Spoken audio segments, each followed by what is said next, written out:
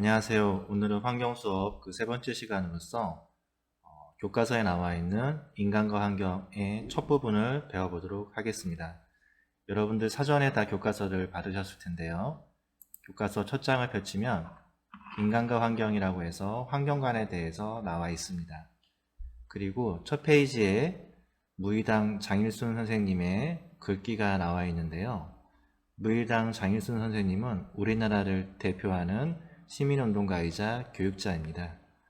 그래서 장일순 선생님의 글귀를 교과서 제일 첫 장에 넣은 이유에 대해서는 아직 여러분들이 잘 이해하거나 느끼지 못하시겠지만 그래도 첫 시간이니만큼 한번 글귀를 읽어보도록 하겠습니다. 선생님이 읽을 테니까 여러분도 한번 머릿속에 되뇌어 보시면 좋을 것 같습니다.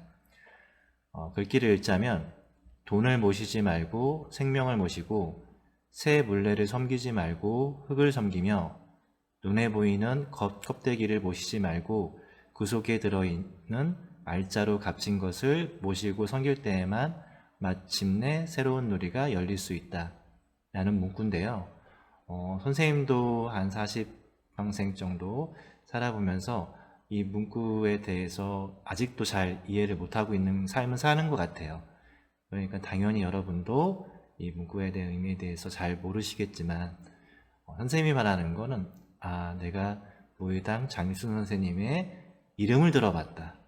그리고 언젠가 살면서 그때 환경시간에 책에 그런 문구가 있었지라고 떠올릴 수만 있어도 충분히 성공적인 그런 기억이지 않나 하는 생각이 들고요.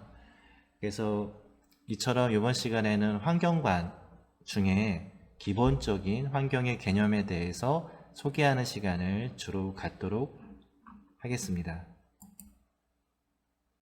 그래서 환경관이니만큼 뒷장에 보면 서양의 대표적인 철학자인 프란시스 베이컨의 문구가 나와 있습니다. 프란시스 베이컨은 그런 귀납법을 만든 사람으로서 굉장히 유명한데요. 흔히 얘기하자면 과학적인 그런 사고의 기초를 다진 철학자라고 보시면 될 것 같습니다. 그래서 프란시스 베이컨은 책에 적혀 있는 것처럼 자연에는 인간이 이용할 수 있는 보물들이 숨겨져 있고 자연의 규칙이나 질서를 알아낸다면 인류가 과학의 힘으로 풍요로울 수 있다라고 믿었고요.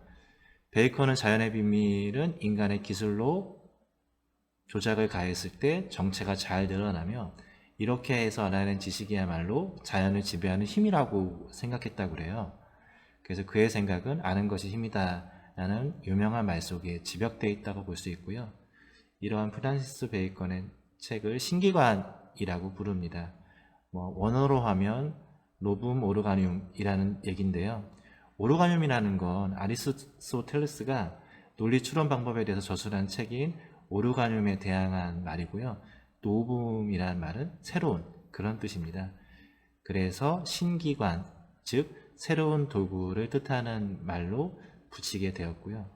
이처럼 서양의 그러한 철학의 근간들은 자연을 어떻게 하면 이용할 수 있고 이거를 과학적으로 밝혀내서 인간에게 이로운 방식으로 사용할 수 있을지에 대해서 좀 고민하는 그런 관점들이 좀 발전했다라고 이해하시면 좋을 것 같습니다. 그럼 이제부터 본격적으로 환경의 의미에 대해서 살펴보도록 하겠습니다.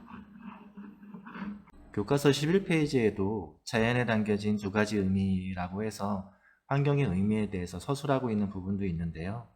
어떤 면에서는 좀 어렵게 여러분이 이해하기에 좀 서술된 것 같아요. 그래서 선생님 생각에는 좀 쉽고 이미지를 그려보면서 환경의 의미에 대해서 한번 생각해 보도록 하겠습니다. 그래서 흔히 환경하면 어떤 생각들이 떠올릴지 다 개인마다 다를 것 같아요.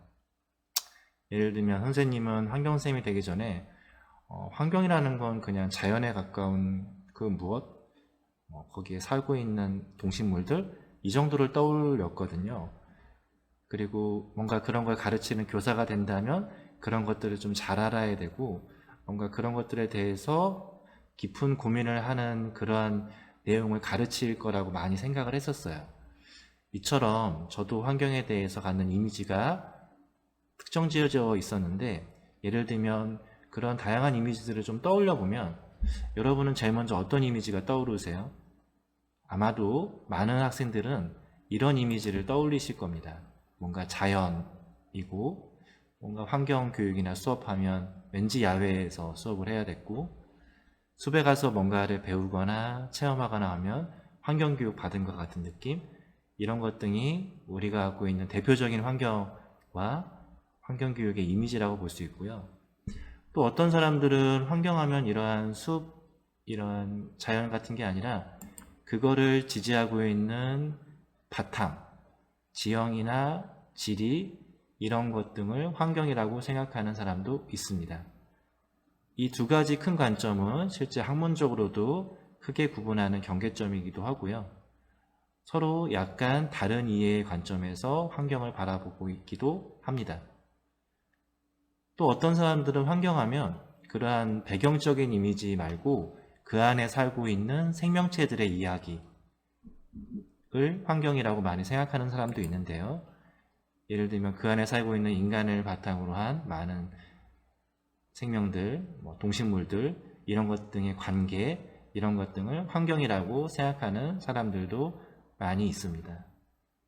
그래서 왠지 이런 사라져가는 동물들을 배워야 될 것 같고, 그들을 지키기 위한 그 무언가를 하는 걸 환경과 환경교육이라고 생각하는 면도 있고요. 당연히 그런 분야에 많은 사람들이 노력하고 관심 갖고 있는 것도 사실입니다. 그리고 또 어떤 사람들은 환경하면 뭔가 이러한 자연을 바탕으로 둔 그런 것보다는 뭔가 좀 심각함을 많이 떠올리기도 합니다. 예를 들면 이런 환경 문제 같은 이미지들인 거죠. 실제 굉장히 자극적이고 우리에게 직접적인 피해를 주는 그런 많은 사례들이 있었고요. 우리가 얘기하는 지속 가능성을 위협하는 굉장히 중요한 요소이기도 합니다. 그래서 환경하면 그런 문제에 대해서 배우고 그런 것 등을 해결하고 다시는 일어나지 않게 그 무언가를 해야 되는 거를 환경과 환경교육이라고 보는 이미지도 큽니다. 굉장히 자극적이기 때문에 많이 사람들이 거기에 동의하는 바들이 있죠. 실제 인류도 지금처럼 살기 위해서 이런 문제를 많이 일으켰던 것도 사실이고요. 예를 들면 과거로 좀 돌이켜봐서 두 가지의 사례를 소개하면 서양의 그러한 환경오염 사건, 인간이 오염 사건, 그런 걸로 이렇게 들 수 있는 예 중에 하나는 예를 들면 앞에 보이는 이런 사진들이죠. 뭔가 사진 속에 나타난 사람들의 신체가 뭔가 좀 불편해 보이고 뭔가 이렇게 어느 정도의 문제가 있어 보이잖아요. 이거는 1960년대에 세계적으로 굉장히 유명했던 탈리도마이드 사건 속의 사람들의 모습입니다.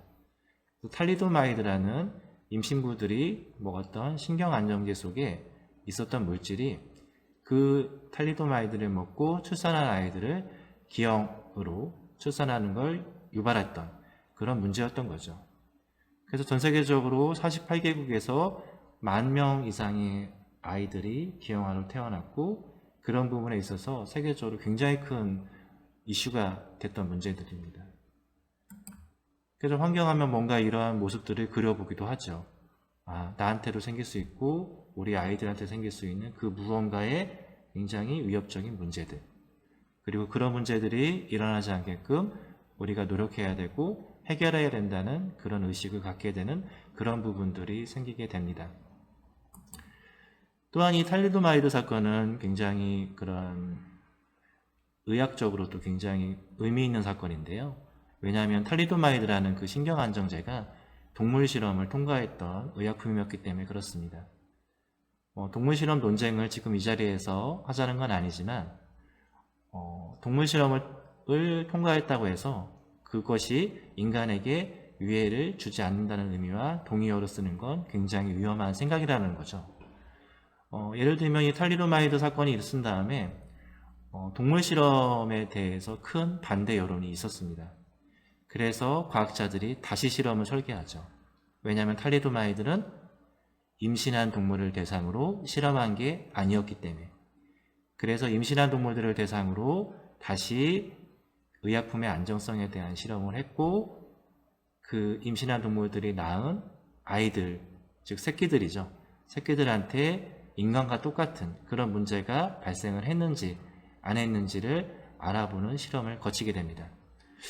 여러분 생각에는 임신한 동물들한테 인간과 똑같이 그러한 기형적인 문제들이 생겼을 것 같으세요? 안 생겼을 것 같으세요? 수업이라면 물어보겠지만 온라인 수업이니까 3초 정도의 시간을 드리고 답을 말씀드리도록 하겠습니다.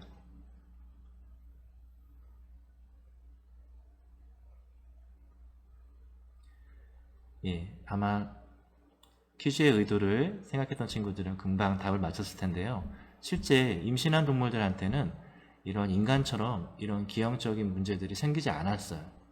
즉, 동물 실험과 인간을 대상으로 하는 실험은 별개의 문제다 라는 사례로서 세계적으로 굉장히 유명하고요.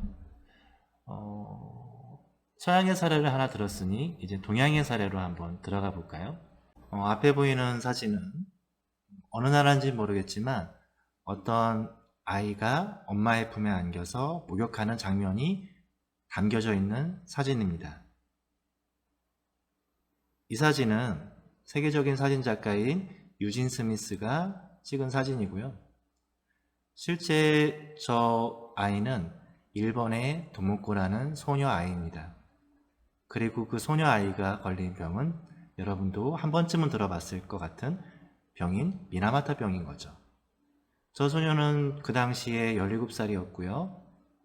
당연히 미나마타 병에 걸려서 굉장히 고통스러운 삶을 살게 됩니다. 미나마타 병 무엇이 원인 물질이었던 것 같으세요? 잘 기억은 안 나시겠지만 미나마타 병의 원인 물질은 수은이었고 그 수은 물질을 칫소라는 질소회사가 미나마타 현에 있는 강에 버렸던 거죠. 그렇게 버리는 과정을 통해서 여러분이 알다시피 생물 농축을 통해서 생물에게 쌓이게 됐고 그게 결국에는 인간에게 영향을 줬던 사건입니다. 아까도 말씀드렸지만 이 사진은 1972년도에 찍은 사진이고요. 여러분 생각하면 72년도에 저 사진을 찍기까지 얼마나 오랜 시간이 걸렸을까? 예를 들면 칫소라는 질소 회사가 미나마타 현의 강에 수은이라는 물질을 몇 년 전부터 버렸을까를 거슬러 한번 올라가 보도록 하겠습니다. 여러분 같으면 몇 년쯤에 버렸을 것 같아요? 예를 들면 미나마타 병의 첫 환자가 발견된 그 사례가 신고된 게 1956년입니다. 56년도에 첫 환자가 생겼다. 그리고 우리가 아는 것처럼 생물 농축을 통해서 수은이 농축이 돼서 미나마타 병을 발병시킨 거다. 그럼 역으로 칫소라는 회사는 몇 년도에 과연 수은을 벌었을까에 대해서 한번 생각해 보시길 바랍니다. 아마 각자 생각하는 기간이 달랐을 텐데요. 보통은 한 10년, 진짜 길게 본 친구들은 한 15년 이 정도 잡았을 것 같아요. 그런데 실제 조사된 결과를 보면 1932년도에 칫소라는 질소회사가 메틸수은 폐수를 방류를 하기 시작합니다. 56년과 32년, 대략 24년쯤 걸렸죠. 생물농축이라는 건 굉장히 긴 시간을 요하는 오염활동입니다. 우리가 생각하는 것보다요. 56년도에 첫 환자가 생긴 다음에 그 원인을 규명하기 시작했겠죠. 그렇다면 몇 년 후에 과연 칫소라는 회사가 32년도에 수은을 버렸구나 라는 걸 밝혀냈을까요? 이것도 한번 잠시 생각해 보시길 바랍니다. 범인을 잡는 거죠. 누가 버렸는지. 그래서 실제 기록에 보면 몇 년이 걸렸냐면 그 후로 12년이 걸립니다. 1968년도에 공식적으로 피해를 인정한 거죠. 그러면 이제 어느 정도 윤곽이 잡혔죠? 누가 버렸고 누가 피해를 보기 시작했고 그게 밝혀졌으니까요. 그 다음으로 이루어져야 되는 거는 보상이겠죠. 피해에 대한 보상. 누가 벌었는지까지 밝혀내기까지 어려운 쉽고 오랜 시간이 걸렸다는 거에 대해선 어느 정도는 그래도 생각해 볼 수 있지만 이젠 다 밝혀진 거잖아요. 그러면 이제 피해가 보상이 이루어져야 되는데 과연 첫 배상은 공식적으로 언제쯤 시작됐을까요? 이것도 피해가 규명된 이후에 9년이라는 세월이 걸립니다. 1977년도에 첫 공식적인 배상이 이루어지기 시작했고요. 저 사진 속 도목고라는 소녀는 1976년도에 21살의 나이로 이 세상을 떠나게 됩니다. 그리고 이 사진을 통해서 이나마타 병이라는 문제를 세상에 알린 그 유진 스미스라는 사진작가는 그 후에 어떻게 됐을까요? 굉장히 유명해졌을 것 같기도 하고 많은 돈을 벌었을 것 같기도 하지만 그렇지 못했습니다. 유진 스미스는 칫소라는 질소회사가 공용한 용역 깡패들에 의해서 폭행을 당하게 되고요. 그 후에 불구의 몸으로 살다가 도모코가 죽은 이후에 얼마 생을 못 이어가게 돼서 죽습니다. 우리가 생각하는 것보단 환경 문제는 되게 긴 시간을 요하고 그 과정에서 참여했던 사람들이 그 많은 보상과 대가를 받기가 어려운 구조를 갖고 있는 부분도 있죠. 그래서 이러한 문제를 아예 일으키지 않거나 잘 해결해 나가는 건 굉장히 중요하고 어려운 문제라고 생각하셔도 될 것 같습니다. 지금까지 환경 문제의 약간 어두운 면들을 좀 소개했는데요. 어떤 사람들은 환경 문제 하면 그런 좀 머리 아프고 좀 우울한 문제라기보다는 뭔가 미래지향적이고 뭔가를 할 수 있는 그런 부분들에 대해서 이야기하는 경우도 있습니다. 예를 들면 이런 산업 분야 같은 거죠. 우리나라에서도 꽤 최근까지 이런 산업들이 많이 부각이 됐었고요. 태양열 건축을 한다든지 아니면 이런 건축물들. 앞에 보이는 사진은 바레인에 있는 세계무역센터 사진인데요. 풍차 3개가 두 건물 사이에 붙어 있는 걸 볼 수 있습니다. 건물, 에너지적인 면에서는 어떨까요? 예를 들면 전 세계의 사람들이 쓰는 에너지의 30에서 40%는 건물에서 씁니다. 바꿔 말하면 건물에서 사용하는 에너지만 우리가 잘 조절할 수만 있어도 우리가 항상 얘기하는 기후변화, 이런 문제, 에너지 문제 이런 것들을 해결할 수 있는 거와 같은 얘기인 거죠. 그래서 저 바레인 세계무역센터에 설치한 저 3개의 풍차는 저 건물에서 사용하는 에너지의 10%가량을 자가발전으로 생산할 수 있다고 합니다. 되게 혁신적인 방식인 거죠. 실제 우리나라도 2015년부터 모든 새로 짓는 건축물의 50% 이상은 친환경 건축물 기준을 적용하는 법이 시행되고 있습니다. 이와 같이 뭔가 산업구조 속에서 에너지와 환경을 고려하는 그런 기술들, 시설들, 제도들 이런 것 등을 환경이라고 보는 사람들도 있습니다. 그리고 그런 걸 교육해야 된다고 생각하는 사람들도 있고요. 이거는 이탈리아에 있는 솔라파크라는 다리입니다. 그 다리에도 풍력발전기가 설치되어 있죠. 풍력발전기 아마 우리가 배웠던 책 어딘가에 소음이 심하고 외관에 지장을 준다. 이런 단점들이 소개됐던 책들도 있을 겁니다. 하지만 우리의 기술과 디자인으로 충분히 그런 건 극복할 수 있는 요소가 이미 돼버린 거죠. 보기에 아름답고 뭔가 그 기능을 수행할 수 있는 그런 디자인들이 가능해지게 된 겁니다. 그리고 그런 시설물들, 앞에는 스네이크 아이라고 해서 타력 발전기고요. 이미 상용화되어 있는 그런 발전기죠. 저런 바다뱀자와 같은 발전기들이 바다에 몇십 개가 떠 있어서 에너지를 만드는 시대에 이미 우리는 살고 있습니다. 그래서 그런 걸 환경이라고 보기도 하죠. 실제 설치된 사진 모습이고요. 앞에는 그런 사막 지역에 관계 농업을 하기 위한 그런 농장입니다. 지하에 있는 화석수를 끌어다가 스프링클러 같은 장치를 이용해서 사막에서도 농사를 지을 수 있는 그러한 획기적인 아이디어였지만 지하수라는 한정된 자원을 이용한다는 면에서는 절반의 성공, 절반의 실패를 거두고 있는 사례이기도 합니다. 그래서 그런 걸 바탕으로 돈을 버는, 경제를 활성화하고 산업을 육성하는 이런 것 등을 환경이라고 보는 면도 있었고요. 그런 것들에 좀 초점을 뒀던 정권도 있었죠. 그런 사업의 일환으로서 한때 우리나라도 4대강 사업이라는 그런 사업을 했었던 것 같고요. 물론 많은 부작용도 있었던 것도 사실입니다. 그리고 이런 친환경 도시들, 앞에 보이는 도시는 네덜란드의 아메르스포르트라는 계획도시입니다.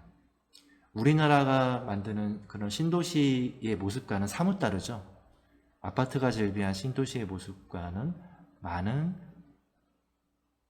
모습이 다른 부분이 볼 수 있고요. 그리고 이거는 네덜란드의 정부청사 모습입니다. 모든 면이 태양광 판넬로 덮여있는 그런 시설들을 만들어가고 있는 거죠. 세상은 우리가 원하던 원하지 않던 환경을 고려하는 방식으로 나아가는 것은 사실인 것 같습니다. 그리고 앞에 보이는 건 뭐 잘 사는 유럽 사람들만 그런 건축물을 갖고 있는 게 아니라 이러한 건축물도 만들게 되는 거죠. 앞에 보이는 건축물 되게 유명한 사례인데 이거는 수업 과제 퀴즈로서 내도록 하겠습니다. 과연 이 건축물은 어디에서 아이디어를 얻은 건지 그리고 어떠한 친환경적인 요소가 있는 건지에 대해서 한번 생각해 보시고 답을 해주시면 좋을 것 같습니다. 과목 과제 퀴즈니까요. 과제로서 생각해 보시고 제출하시면 될 것 같고요. 그리고 이런 지중화 주택들도 가능합니다. 지상에 노출되어 있는 부분과 지하에 포함되어 있는 그런 공간들이 있는 거죠. 그럼으로써 여료율을 높이는 방식들이 가능한 거고요. 그래서 지금까지 뭐 좀 꽤 긴 시간 동안 환경에 대해서 쭉 여러 가지 개념들, 이미지들 한번 떠올려 봤는데요. 그럼 과연 뭐가 정답이냐에 대해서 고민이 들기도 합니다. 보통 정답을 딱 말해줘야 우리가 생각하지 않아서 좋잖아요. 하지만 환경이라는 건 정답이 있는 것 같진 않아요. 선생님이 지금까지 배워본 바에 따르면. 다만 내가 어떠한 관점을 갖고 어떠한 모습으로 이거를 움직여 갈 것이냐가 좀 더 적합한 정답에 가까운 것 같습니다. 그런 면에서 용어적으로는 고리환과 직영경자를 쓰고요. 영어로는 environment라고 하죠. 고리 단지, 직영이라는 건 장소, 즉 우리를 둘러싸고 있는 장소를 나타내기도 하고요. environment라는 건 앞에 e에는 with in이라는 뜻이고요. by라는 to turn, to change 뭐 그런 뜻입니다. 뒤에는 명사형 접미사고요. 뭔가 우리 주변을 도는 것, 그런 걸 environment라고 하고 한자와 영어 모두 다 우리 주변을 둘러싸고 있는 걸 환경이라고 보게 됩니다. 또 어떤 많은 사람들은 에코라는 표현도 많이 쓰죠. 뭐 게임에 많이 등장하는 용어 같아요. 에코, 뭐 가이아, 에코 이런 것들. 에코라는 건 그리스의 오이코스에서 따온 말이고요. 집이라는 뜻입니다. 그래서 우리가 살고 있는 이 지구, 체계 그런 걸 에코 또는 에코시스템이라고 부르고요. 여러분이 알고 있는 에코가 들어가는 단어 중에 유명한 게 에코노미죠. 경제라는. 그래서 노미라는 건 매니지라는 뜻입니다. 그래서 지배 관리, 그게 즉 경제인 거죠. 그래서 환경이라는 건 뭐 한글, 한자, 영어, 그리스어, 라틴어 굉장히 다양한 뜻들이 있고요. 이거를 우리가 그동안은 명사로 봐왔다면 원래 과거부터 그리고 본래의 의미는 좀 더 동사에 가까운 그런 용어라고 이해하시면 좋을 것 같습니다. 예를 들면 단순히 자연, 나무, 돌, 강, 바람 이런 게 그동안 우리가 생각했던 환경의 개념이라면 원래 환경의 개념에 좀 더 가까운 건 자연이라는 건 본래의 성질 또는 때가 되면 저절로 라는 의미에 좀 더 가까운 거죠.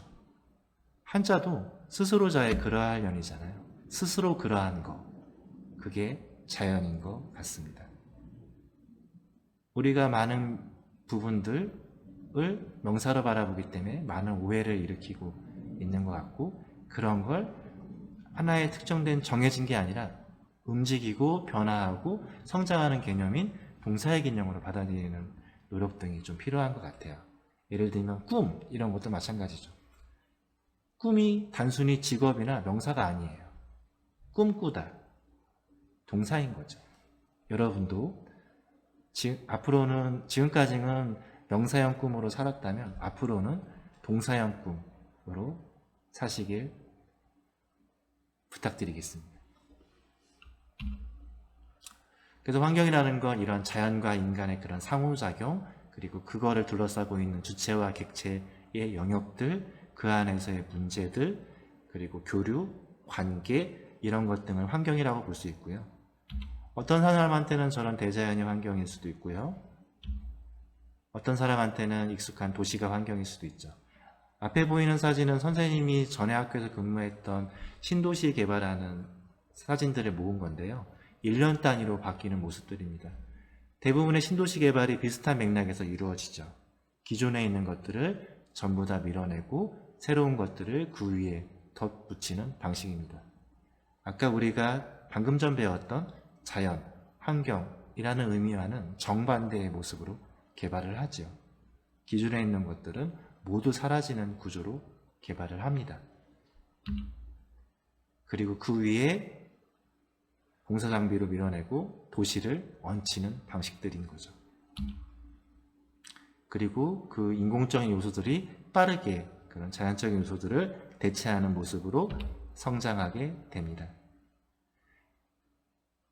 그래서 우리한테는 저런 환경들이 익숙하고 선생님이 약간 우려하는 건 저런 게 더 익숙한 세대들이 과연 우리의 자연을 보존하기 위해서 무슨 의사결정을 할까에 대해서 좀 고민스러운 것도 사실입니다. 왜냐하면 여러분한테는 저런 환경이 좀 더 자연스러운 거니까요. 흔히 얘기해서 방학 때 부모님이 집에 있을래? 시골 할머니 댁에서 있을래? 라고 물어보면 열의 9은 편리한 도시인 집에 있는 걸 택하게 될 겁니다.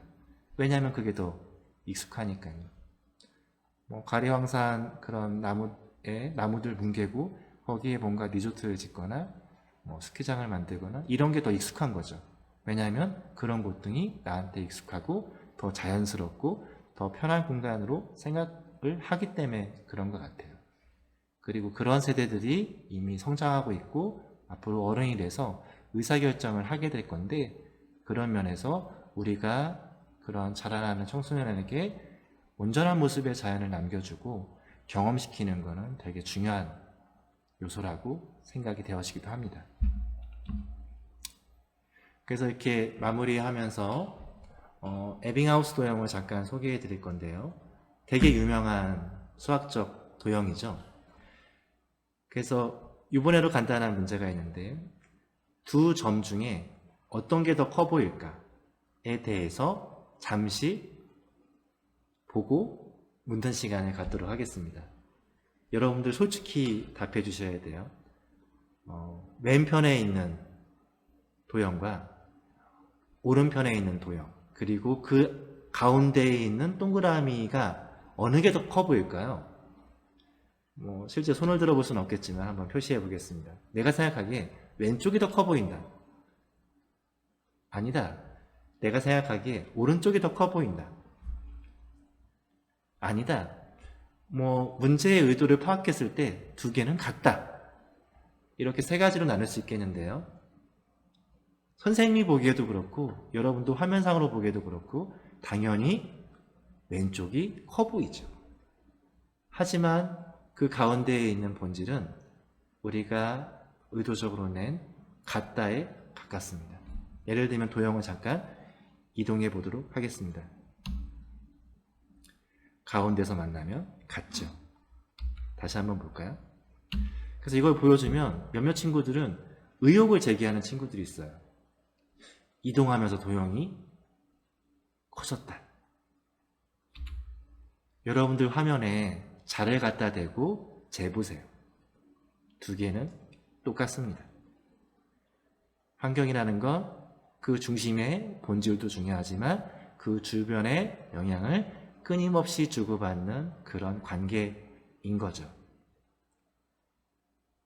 그런 의미들을 환경에 대한 이미지 또는 환경의 의미 이렇게 좀 생각했으면 좋겠고요. 구체적인 그런 모습들은 앞으로 선생님과 배워가면서 조금씩 갖춰나가면 좋을 것 같습니다. 그래서 마지막으로 교과서 13페이지에 보면 마션 부분이 나옵니다. 그래서 마션에 대해서 별도로 소개하진 않겠고 워낙 유명한 영화니까 다 아시리라고 믿습니다. 그리고 이 수업의 첨부 파일로 마션에 관련된 짤방 하나를 넣어드릴 테니까 한번 보시고요. 제가 드리고 싶은 질문은 환경 지금까지 이런 의미에 대해서 좀 살펴봤는데 그러면 내가 만약에 마션의 주인공이라면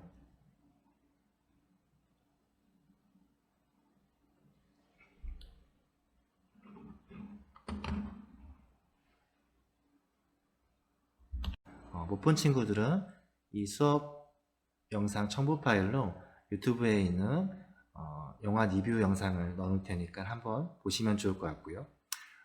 교과서에는 감자 재배 조건에 대해서 묻는 그런 질문이 나왔는데 선생님이 여러분에게 드리고 싶은 질문은 만약 여러분이 마션 속의 주인공이라면 과연 어떤 성격의 소유자일 거냐가 질문입니다.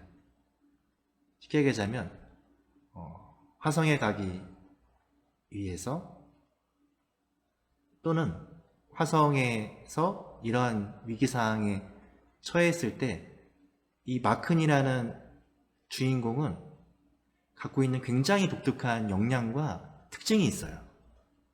그리고 그 역량과 특징을 바탕으로 이 화성이라는 환경에서 결국에는 살아남죠.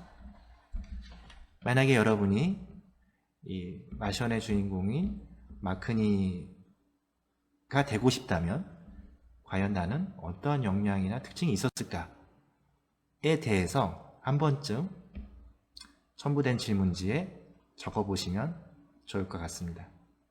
그래서 이번 시간엔 두 가지 과제가 나갔죠. 하나는 아까 보여드렸던 친환경 건축물에 어떤 의미가 있는지, 어떤 특징이 있고 어떤 거를 모방해서 만든 건지. 두 번째는 마션 영화 속 주인공이 마션 영화와 같은 상황이 나에게 주어진다면 즉 내가 마크니가 되기 위해서 갖춰야 될 역량들은 무엇일지에 대해서 간단히 적어보시면 좋을 것 같습니다. 이상으로 첫 시간 환경의 의미에 대해서 살펴봤고요. 다음 시간에는 동영상으로 진행되는 수업 1시간 하고요. 그 다음 시간에는 교과서에 남아있는 환경 관점에 대해서 살펴보는 시간을 갖도록 하겠습니다. 긴 시간 듣냐고 고생 많았고요. 다시 보는 그날까지 다들 건강하시고 사회적 거리 적당히 유지하시면서 건강한 모습으로 뵙기를 바라겠습니다. 그럼 이만 이번 시간은 마치도록 하겠습니다.